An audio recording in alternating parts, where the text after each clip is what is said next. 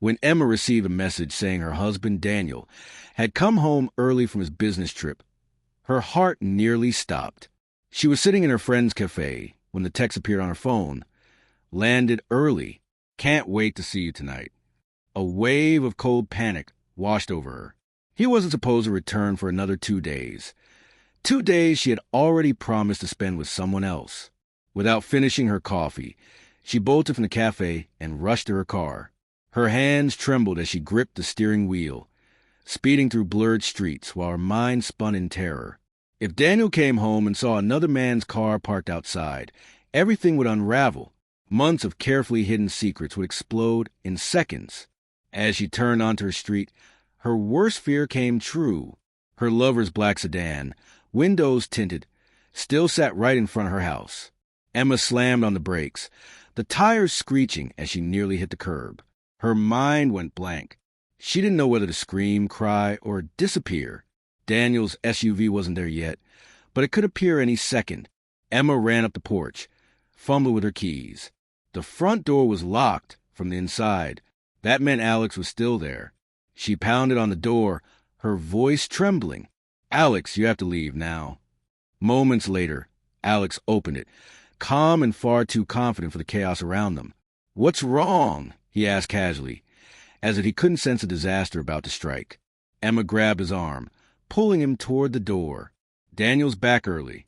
You need to go right now." But Alex hesitated, a faint smirk tugging at his lips. "So this is it? You're just tossing me out because your husband came home ahead of schedule?" She didn't have time for his pride. She pushed him toward his car, panic clawing up her chest. "Please, Alex, just go." Finally, he sighed, got in his car, and drove off, barely a second before she heard another engine approaching. Daniel's SUV rounded the corner. Emma's pulse pounded in her ears. She sprinted inside, straightened the cushions, sprayed perfume into the air, and splashed cold water on her face. When Daniel opened the door, she was standing in the living room, pretending to be calm. "You're home early," she said with a forced smile. Daniel looked tired but happy. He wrapped his arms around her, and guilt stabbed through her chest. "Yeah," he said softly. "Meetings ended sooner than expected. I missed you." His words hurt more than he could ever know. She couldn't even meet his eyes. It felt like standing on the edge of a cliff, waiting to fall. That evening, over dinner, Emma thought she'd covered her tracks. But halfway through the meal, Daniel frowned. "Strange," he said slowly. "When I pulled up, I thought I saw a car leaving our driveway. Looked familiar, too." Emma froze, her fork slipping against the plate.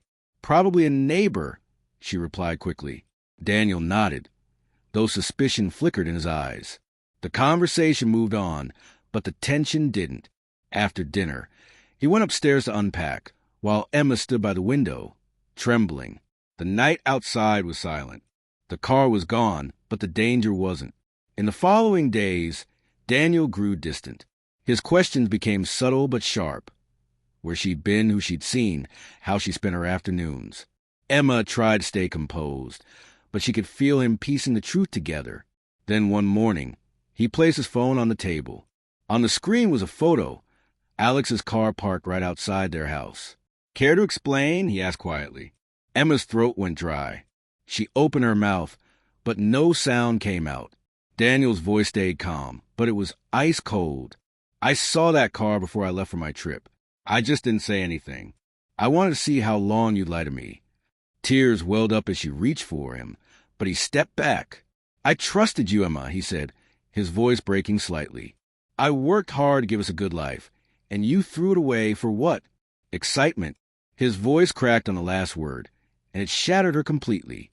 That night, Daniel packed a small bag and left without another word.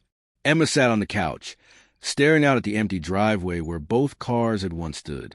The silence in the house was unbearable. Every tick of the clock echoed the truth she didn't want to face. Days turned into weeks, but Daniel never came back. He filed for divorce quietly, no anger, no confrontation. And somehow, that quietness hurt more than any shouting ever could. Emma realized too late that what she'd chased was nothing but a fleeting thrill, and what she'd lost was a man who truly loved her.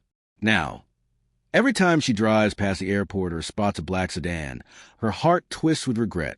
She learned the hardest truth of all: betrayal never stays buried. Lies always find their way home, just like Daniel did that day.